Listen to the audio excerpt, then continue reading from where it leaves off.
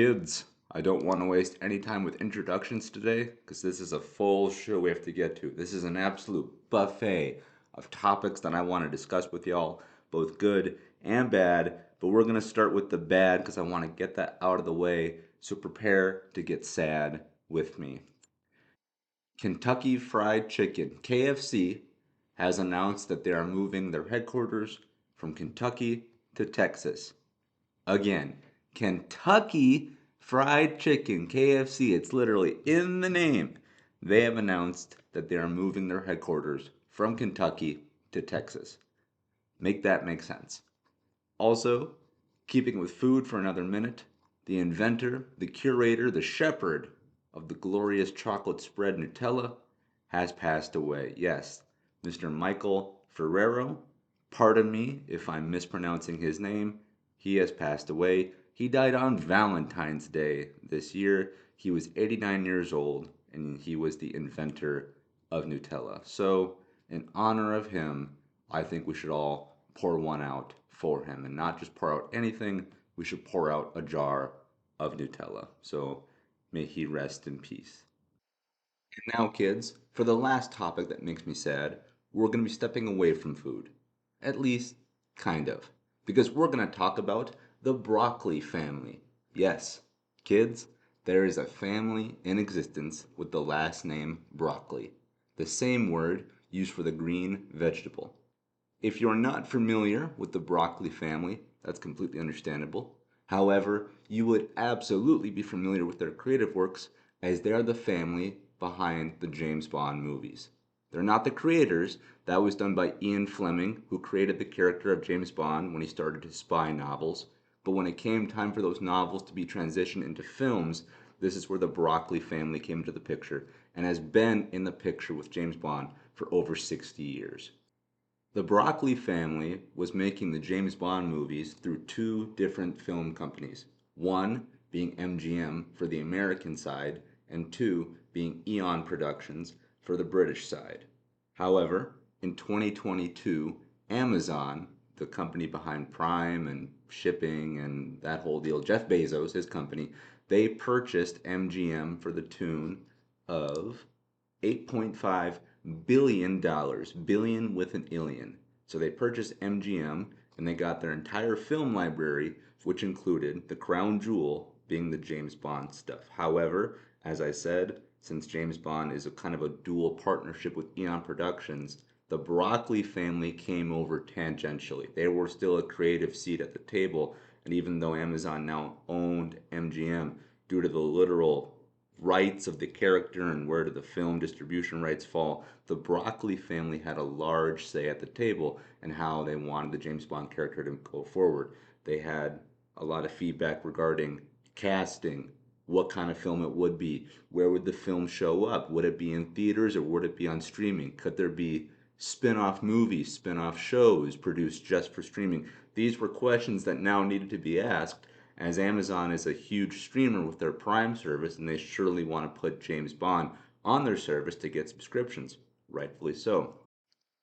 And the Broccoli family is not opposed to throwing what weight they have around. As I said, the James Bond creative control has been with this family for over 60 years. It started with one member of the family whose name is Albert, and it's literally been passed down to his daughter, who is Barbara Broccoli, and she has been the current face of the family regarding James Bond. And since the Amazon deal has taken place, she has expressed her continued frustration with the company and the creative heads over there. And she has full on said, and pardon my French, but this is a direct quote, she has described working with Amazon as working with fucking idiots.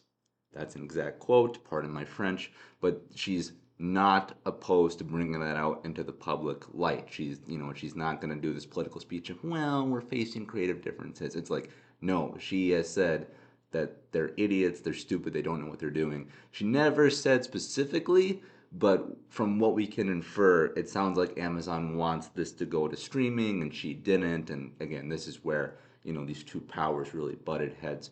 Well, now, in the years that have followed, now in 2025, the Broccoli family, Barbara Broccoli and her other constituents, have decided to step down with their creative power regarding James Bond. And they did this to the tune of around $1 billion. So essentially, Jeff Bezos, who owns Amazon, runs Amazon, the whole deal, he bought James Bond for 8.5 billion, and then he met the Broccoli's, and they had a big, yelling match or whatever they did, and he was like, "Give me control of James Bond," and the Broccoli's were like, "No." And he said, "Okay, how about for an extra $500 million?" And they said, "No." And then he said, "Okay, how about for an extra $1 billion?" And they said, "Yeah, you know what? You're right. We are getting kind of old." And so Jeff Bezos, with the stroke of a pen, just wrote that check. And boy, I bet that thing cleared fast. So, yes, kids, as of 2025, now Amazon and the powers that be over there, they have full creative control of James Bond. So, if you've experienced any form of James Bond, from its literal first movie back in the 60s to the latest one with Daniel Craig, that was No Time to Die, I believe in 2022, 2023, right around there. From the first one to the last one, the Broccoli family has been in the creative seat with that film development, with that film series. So if you like those films, you can thank them. If you dislike them, you can hate them. But whatever pull they had, whatever input they had that made James Bond endure for over 60 years, they're gone. Okay, they took their money and ran. So now Amazon has full control. And this is something that I mostly dislike. There are things that I do like about this. There are things that could prove to be, they could have good upside. But on its surface, I don't like it for a couple of reasons. Uh, One, as I said, the Broccoli family is no longer there. And I have not seen every James Bond movie. However, of the ones that I have seen, I think they're fantastic. So for me, there's an incredibly high batting average for the James Bond character and his movies and his adventures with the Broccoli families, working behind the scenes. Now they're not going to be there. If it ain't broke, fix it is essentially what happened here. Okay. The other thing is that we can compare this to other things that have happened in the past, most notably being Disney buying Star Wars, which is very controversial in of itself. For me, I mean, I'm in the bag on Star Wars. I'm so deep in that bag. They have me by the wallet when it comes to Star Wars. However, I can't deny there have been a lot of things that they've done that I have not liked, and some of their biggest things being the sequel trilogy. Those are the points that I find real issue with. However, and this is a controversial statement in of itself. If I look at the grand scope of everything Disney has done since they got a hold of Star Wars in around 2013, 2014, from books to movies to games to posters to trading cards to whatever, everything they've done with Star Wars from the time they had ownership, which has been over a decade now to my knowledge, I view there is more good than bad. But again, the bad is bad. It's like their movies are where they really fumble. They can make 30 incredible books, 20 incredible games, and 2 theme parks, doesn't matter. But when their movies fail, that's going to be the real sign of trouble or success. So you look at that, you look at Disney with Star Wars. Some people like what they're doing, others do not. This is what this acquisition of James Bond is being compared to because, as I said, Amazon now can do whatever they want. And Lord knows they're going to stretch this taffy until it freaking breaks and they're going to ram the pieces down our throat because they're going to want to give us James Bond in every possible avenue. We're going to get movies. We're going to get probably straight to streaming movies. We're going to get spin offs. We're going to get James Bond, the younger years. We're going to get his sidekick Q, who makes all the gadgets. We're going to learn what he did before he was the agent and whatever.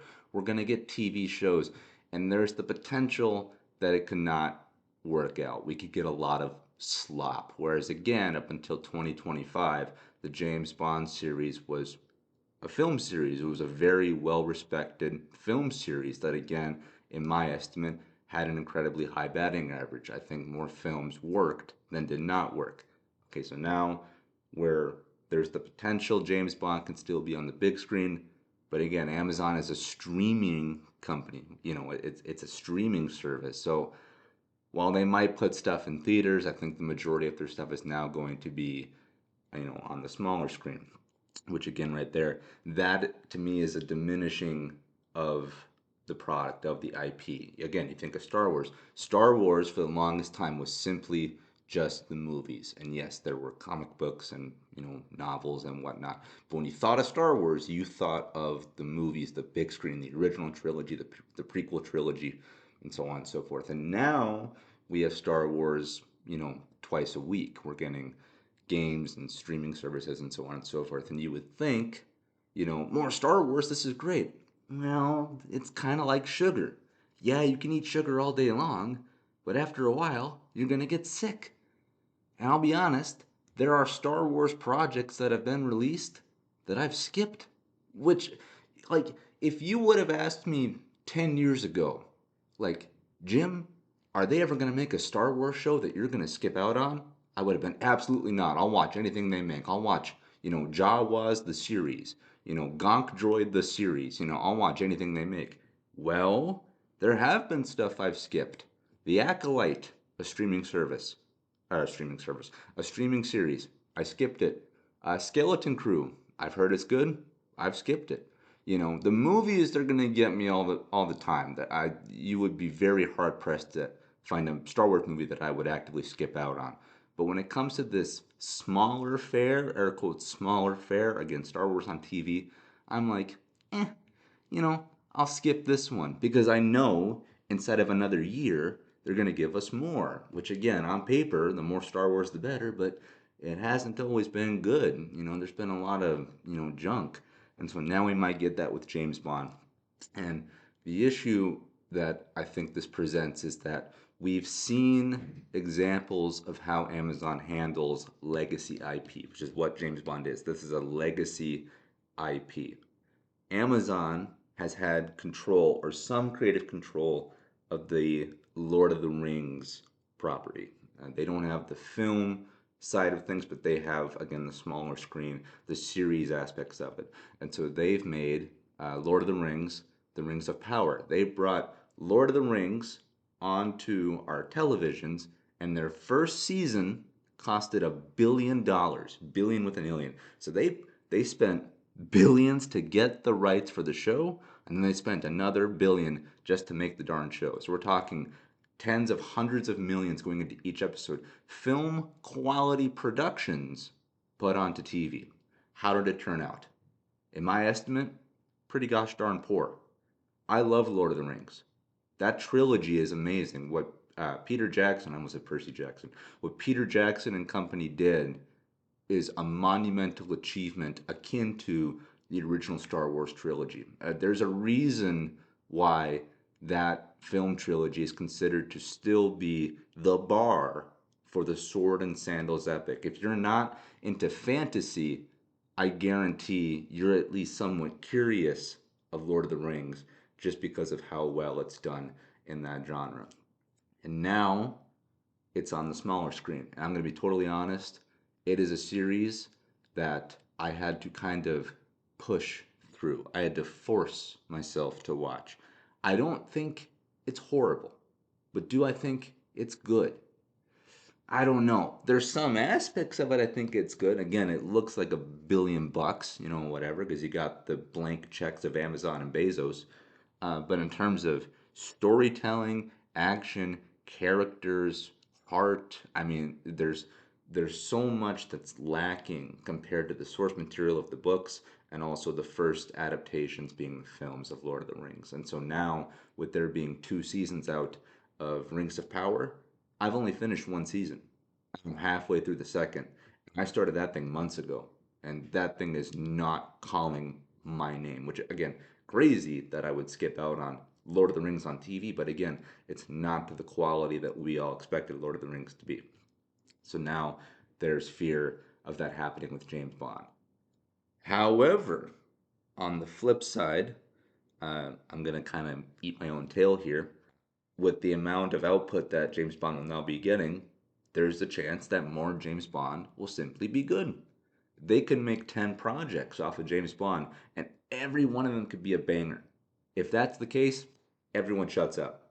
Everyone shuts up. No one says, "Oh, it's too much," whatever. It's like if it's great, it's great. We're just going to be asking for more all the time. But if it's not, boy, we're going to get sick of it real quick. And also, Amazon, their television and movies are pretty gosh darn good.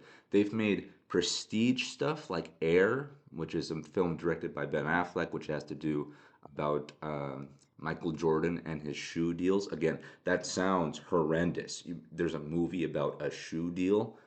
They found a way to make it good and entertaining, and they put that in theaters. So I saw that in theaters. That thing is tremendous. I recommend that. The movie's called Air. They've also had some great television. The Terminal List, starring Chris Pratt, is a great military, thriller series based on a series of books. Invincible, their animated comic book fare, is awesome. The Boys, I have not watched it. It's not calling me. It's too adult for my taste, but that's an adult superhero TV show. I hear it's incredible. Fallout, again, a show I have not checked out yet. I might though, because again, I hear it's great. That's based on a video game series which is very popular, and so everything I just described is all based on existing IP, existing properties. And while they're not as big as James Bond, say for Lord of the Rings, the majority of their stuff has been good. And so perhaps the trend with them has to do with smaller IPs. Perhaps with a smaller IP like Invincible, The Terminal List, so on and so forth. Maybe they're given more creative freedom to do things when it comes to their bigger things, like Lord of the Rings. You get too many cooks in the kitchen. And this is what James Bond could end up becoming. I don't know that, but again, just to reiterate, the family that had a lot of creative pull, that made the decisions regarding James Bond, the actors, directors, plot of the movies, the tone of the films, you can literally watch the James Bond films transition tones as you go between decade to decade to decade. You get things that are jokey and colorful and whatnot, and they have cool gadgets like Batman, and then you get into more serious and dark things, which is also like Batman. I mean, just as how Batman transitioned from, come on, Robin, let's go get the Joker, to like, where's the trigger? There's a bomb in Gotham. I mean, you can literally catalog uh, Batman changing over time and James Bond changing over time. And so who knows now what we're going to get from Amazon. Could it be good? Could it be bad? I don't know.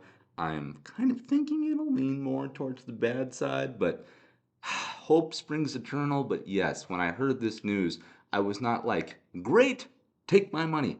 I was like, oh, I don't like that, but we'll have to see what happens. Anyway, moving on. Seamless segue into stuff that I now do like. We can leave that yucky bad stuff behind us here. Uh, Baseball season has arrived, at least in the form of spring training. And if you've listened to previous episodes of the show, you know that I love baseball. It's my first big, sports love, and I love the Minnesota Twins. But I also have a backup team, being the Kansas City Royals, which is funny because I love the Vikings. I don't like the Chiefs. I like the Twins, but I like the Royals. And so Kansas City has me for baseball, but not for the Chiefs. But, anyway, what are you going to do? They only have Patrick Mahomes and Travis Kelce. Can they afford to not have my fandom? But yeah, anyway, spring training is underway. The Twins have won some and lost some, but I believe at the time of this recording, Kansas City is still undefeated, I believe, in spring training, so good for them. But the over-unders regarding their win totals for this regular season have been released. I believe this comes from Fangraphs. You can fact check on me on that later.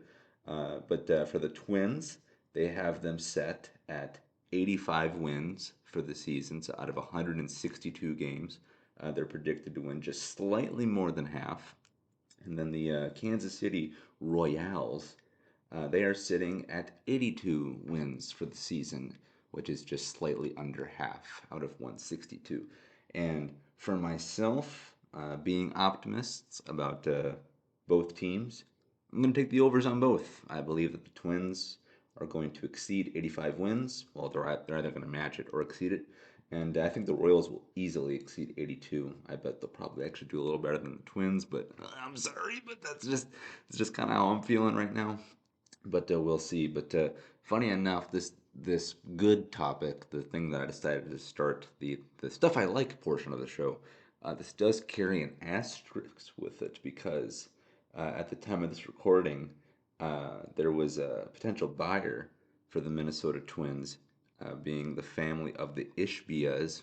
Forgive if I'm mispronouncing that name, but there was this family of billionaires known as the Ishbias who were minority owners in the Chicago White Sox. Like they owned like 2 to 5% of the White Sox, but they were interested in buying wholesale the Twins, as the Minnesota Twins are now potentially going to switch ownerships. And yeah, they were interested, and it really looked like this was almost a done deal. Like perhaps the ink was going to be dried come opening day. But again, at the time of this recording, the Ishbias have reportedly pulled out of that deal with the Twins, and they're going to pursue deeper ties with the White Sox, which I think really pulled the rug out from underneath the Twins fandom because I believe the Ishbias actually visited the Twin Cities. I think they met with some Hall of Fame staff. I think they were really getting, you know, cozy with Minnesota at large, and kind of in the 11th hour, so to speak, they just said, no, we're going to stick in Chicago. So which is a bummer because of what I know of the Ishbias. They're genuine baseball fans. And so I am actually happy that they're staying in the sport of baseball. I think that's good for the brand and good for the sport overall. However, I think they would have brought a lot of good blood and good emotions to the Twins organization. So I'm sad about that. There's no new owner potentially on deck because again I really thought this was going to go through, and I think most of the Twin Cities thought the HBS were going to be the new owners of the team. So now I think the Twins are kind of sadly back to square one with not much time to go prior to opening day happening. So maybe for the remainder of this season or for the totality of the regular season plus the remainder of spring training, the Pole lads will continue to be the owners of the team, which fine, whatever, I guess. But we'll see who ends up stepping in to buy the Twins. Someone certainly will, because sports teams, they're it's not like buying a can of Coke. They're not just waiting to be scarfed up. I mean, teams become available what, once a decade minimum, so you kind of have to strike while the iron's hot with this. So someone's going to come in. I was really hoping it would be the Ishbias because they're based out of Chicago, and so likely then uh, the the team itself, the Twins, wouldn't move because the Ishbias are located in the Midwest and they have a good appreciation of that part of the country. I'm not saying the Twins will move if someone else were to buy them, but no, that kind of reignites the potential talking point. But what else is more clear for me now? I don't know the fate of the Twins, but what is clear for me is that I want to see the White Sox get absolutely smeared this season by the Twins. The White Sox had a terrible season last year. I believe they actually set the record for the most games lost by a Major League Baseball team in a regular season. You can fact check me on that, but they were a real dumpster fire. Sorry Chicago. I love you. We've had good times, but like your baseball team, that was rough. I'm not saying I want them to necessarily do bad overall. But when it comes time for the Twins and the White Sox to face off, I want the Twins to obliterate Chicago. So, yeah, we'll see what happens. So, again, this is something I like. It just happens to carry an asterisk with it.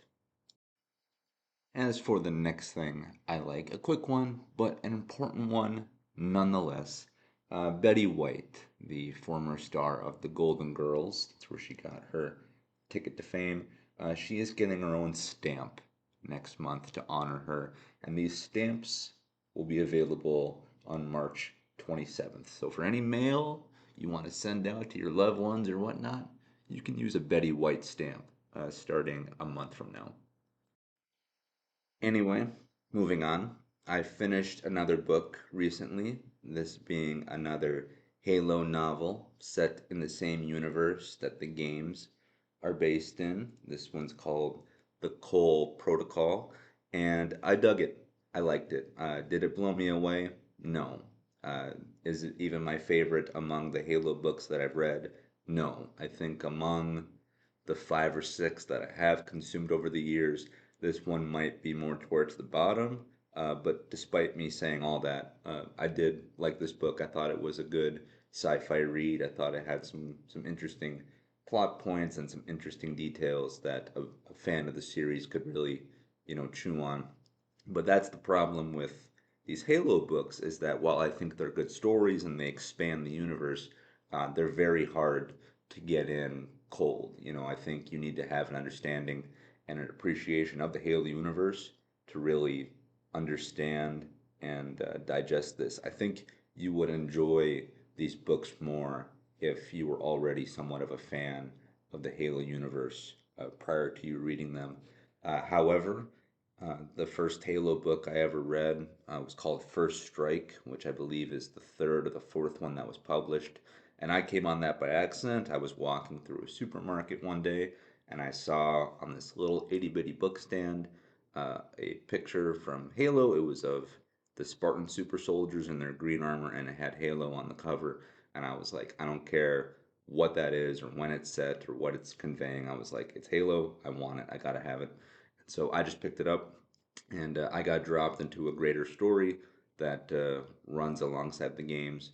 But for me, that was no problem because, I could piece things together. Like in the books, they talk about characters and planets and even dates, on a calendar. And I'm like, ooh, that takes place there and that's close to this. So this means this will happen or has not happened yet. So you can definitely enjoy this if you're not a fan of Halo. If this is your first ever experience to Halo, I think you can still enjoy it, but I think you'll like it more and have a better time with it if you do have some background knowledge going in. And if you're a super nerd like me, then I mean, you're going to eat this up with a spoon.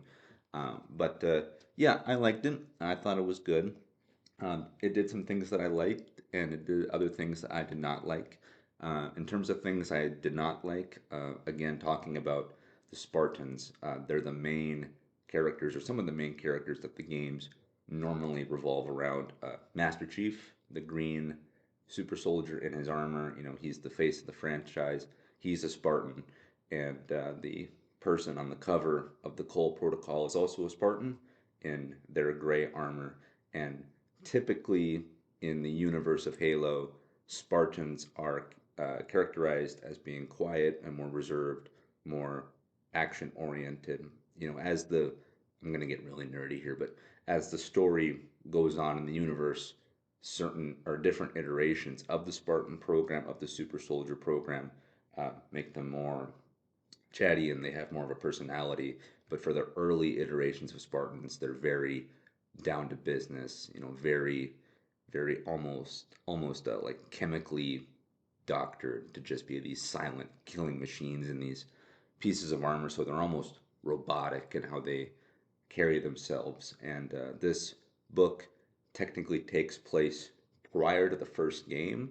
So the Spartan program, the super soldier program, is still in its early years.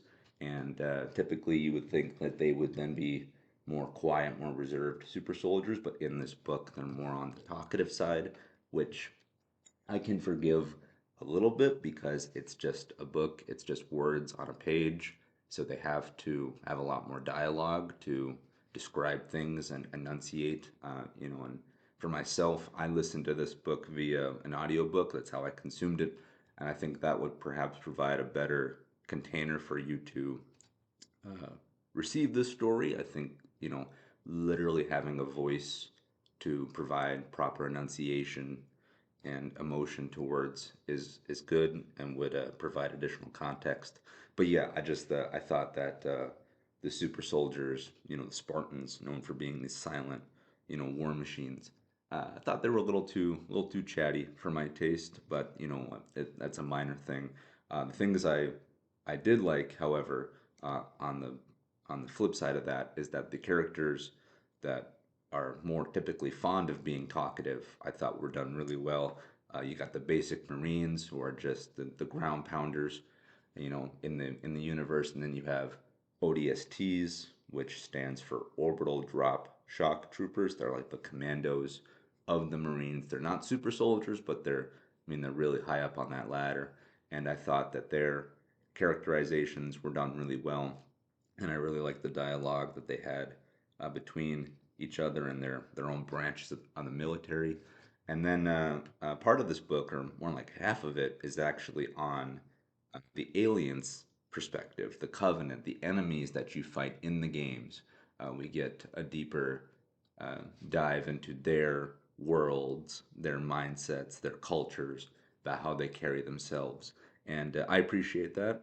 It provided a lot of interesting details and background knowledge for some stuff that's gonna, take place throughout the games. So that was cool. But again, it's super nerdy because you have these alien races talking about nobility and honor, sacrifice and whatnot. So for sci-fi fans, this book is a real treat. For Halo fans, it's a real treat. But again, if you're not really into sci-fi, if you're not really into Halo, um, this might not be to your liking. But like I said, I picked up a Halo book just one day randomly at a supermarket in their little book stand, by the registers. So I think if you're someone who happens to see this at your local bookstore and the cover interests you, I would recommend picking it up. And who knows, maybe this could be your introduction to the Halo universe. And if so, I hope you like it, and I hope one day I'll get to play the games with you. Anyway, moving on. Speaking of things that I finished recently, I finished a movie I had watched over the course of 2 days, that being the 1989 movie Roadhouse with Patrick Swayze. I'm not talking about the remake with Jake Gyllenhaal, although that one is good on its own. I'm talking about the original, the one that inspired the remake, the late 80s movie. And I thought this thing was freaking awesome. This is a quintessential late 80s, early 90s movie. It's got the look, the style, the tone. The outfits just scream that decade. So does the music and the hair and the lingo and stuff like that. And the basic premise of this movie is that Patrick Swayze plays this bouncer, this security guard essentially for a bar. He ends up getting transferred to a roadhouse, and he just has to protect not only the establishment, but then he finds out that the town that his roadhouse is based in is incredibly corrupt and is ran by this uber rich millionaire billionaire guy who you know controls the town with an iron fist through money and fear and payoffs. And so it's essentially just one lone good man facing off against a small, air quotes, small establishment in this town. But of course, the millionaire and billionaire who has planted his flag here, for a long, long time. He has, the cops on his side, and he has, this group of enforcers, and so it's like one versus 50.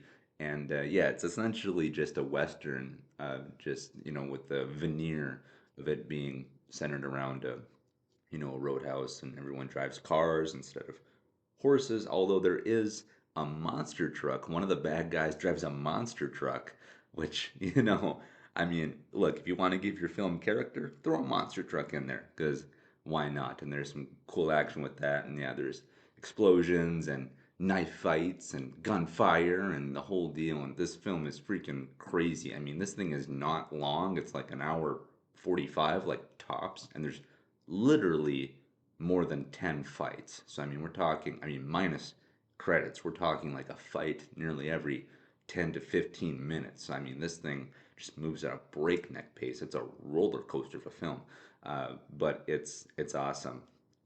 Everyone looks their best.